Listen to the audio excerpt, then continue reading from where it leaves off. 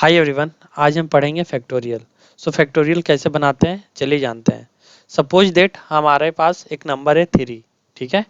और इस 3 का फैक्टोरियल क्या होगा?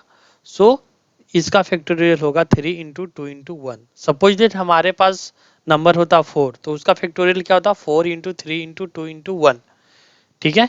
चलिए स्टार्ट करते हैं फैक्टोरियल। सबसे पहले हम लोग एक फंक्शन बनाते हैं इंपोर्ट, और इसको ले लेते हैं मैथ, ठीक है।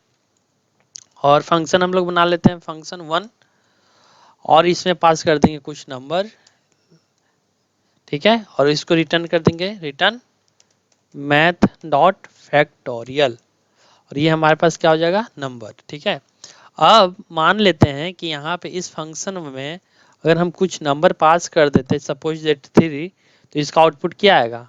इसका आउटपुट 6 आ गया। सपोज दैट हमने पास कर दिया 4, तो इसका आउटपुट क्या आ गया? 24, ठीक है।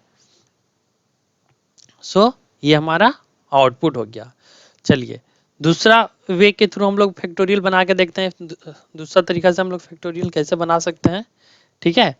तो सबसे पहले एक और फंक्शन लिख लेते हैं, फंक्शन 2। फंक्शन का नाम हमारे पास हो गया फंक्शन 2, ठीक है।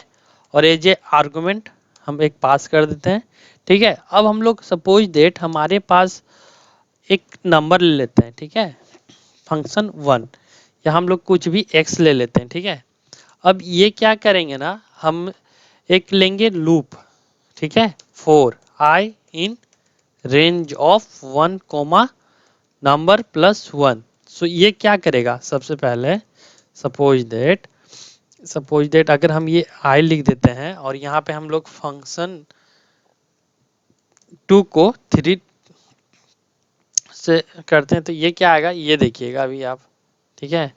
अगर अभी हम इसको रन करते हैं फंक्शन 2 को यहाँ पे, ठीक है, तो देखिए 1 2 3 ये क्या प्रिंट किया?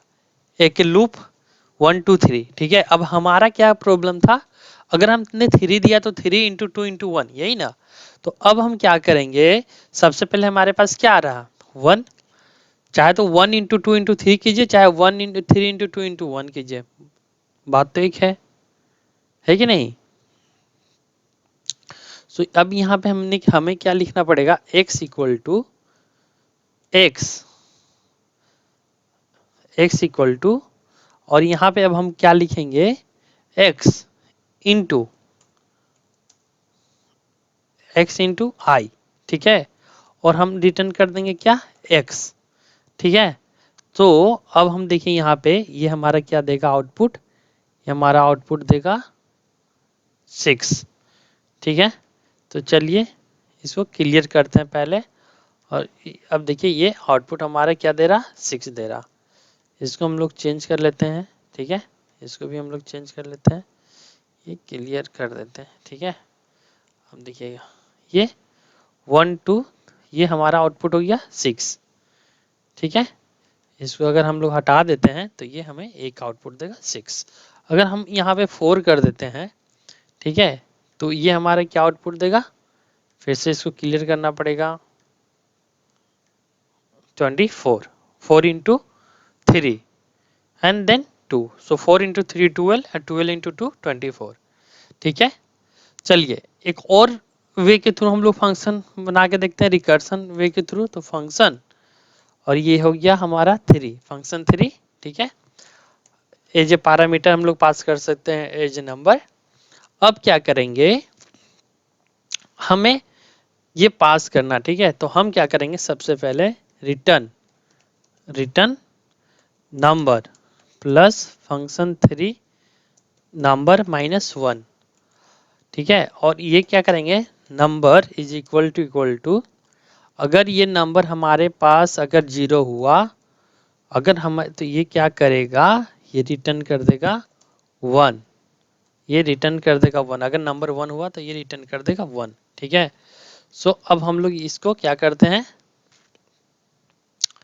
अब हम लोग इसको कॉल करके देखते हैं इस फंक्शन को, ये फंक्शन क्या काम कर रहा है सही से। तो 3 लिखते हैं, ये हमारा आ गया 6।